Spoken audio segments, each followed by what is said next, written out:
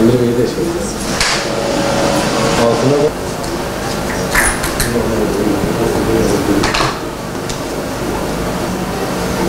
Küçük değilmiş. Oranızda iyi oluyor. Aynen.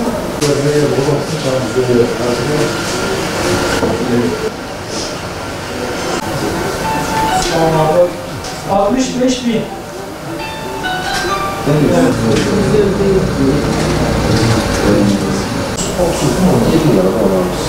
Ben de sizi şeyden alacağım.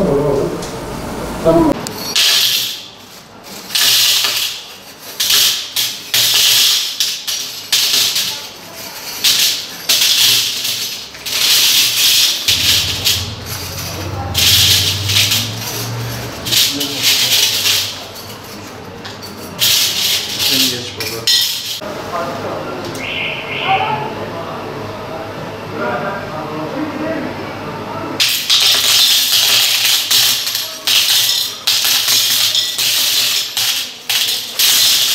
Bu yükselişin, bu fiyatın bu şekle geleceğini biz daha önce dile getiriyorduk. Vatandaşın altın alması konusunda her zaman çağrıda bulunuyorduk. Dünyadaki gelişmelerden kaynaklı, dolar fiyatının bizim ülkemizde yükselmesinden kaynaklı altın fiyatı 20 günde yaklaşık 120-130 lira üzerine koydu. Bu doların daha da yükseleceğini düşünüyoruz. Buna bağlı olarak altın fiyatının 700 liraları göreceğini tahmin ediyoruz. Fiyatın yükselmesi işlerimizde biraz durgunluk sebep oluyor. Oturduktan sonra mutlaka işlerimiz açılacaktır. Beklentiler işin daha iyi olması yönünde. Şu anda altın satanlar çoğunlukta düğünün nişanı olanlarda altın alımı yapıyorlar. 20 gündür piyasada bir çalkantı vardı. Herkes bekleme halindeydi. Faiz kararından sonra fiyatların oturmasıyla işlerin düzeleceğini düşünüyorum. Şu anda vatandaş satan da var, alan da var. İkisini de yapan, ihtiyacı olan satıyor, ihtiyacı olan alıyor. En çok hangisi var? En çok 650'lere çıkarken satışlar daha fazlaydı. Ama şu 2 gündür alım da yapıyorlar.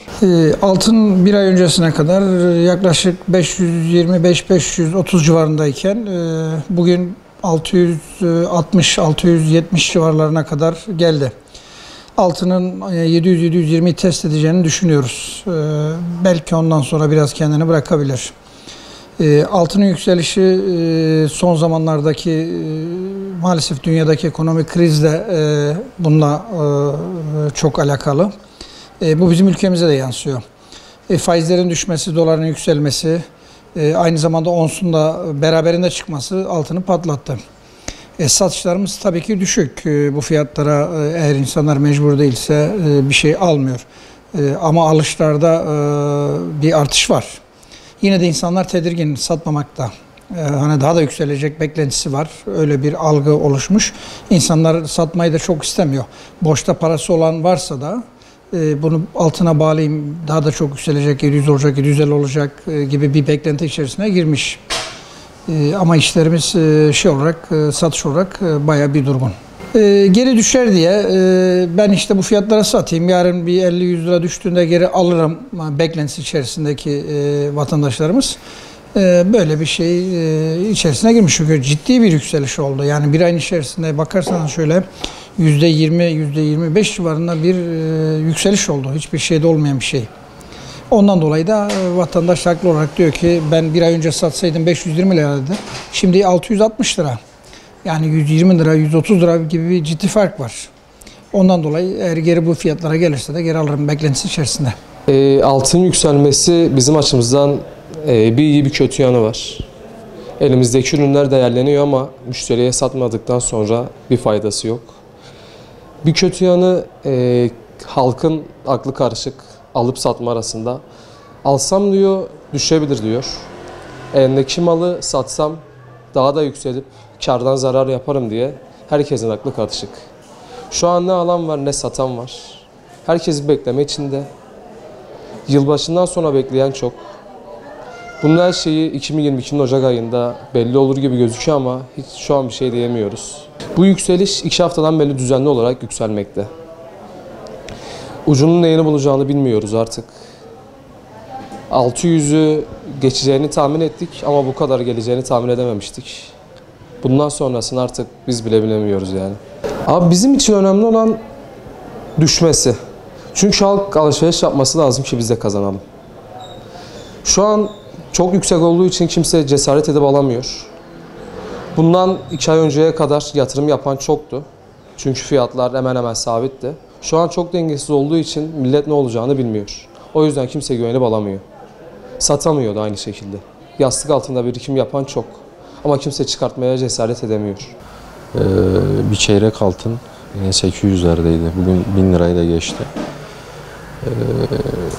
Altını tavsiye ederiz tabii. Altın yatırım amacı. Yani en büyük yatırım altına yapılmalı. Altın her zaman değerlidir yani. Bu seviyeye gelecekti. Yani tahmin ediyorduk. 630'ları görür diyorduk.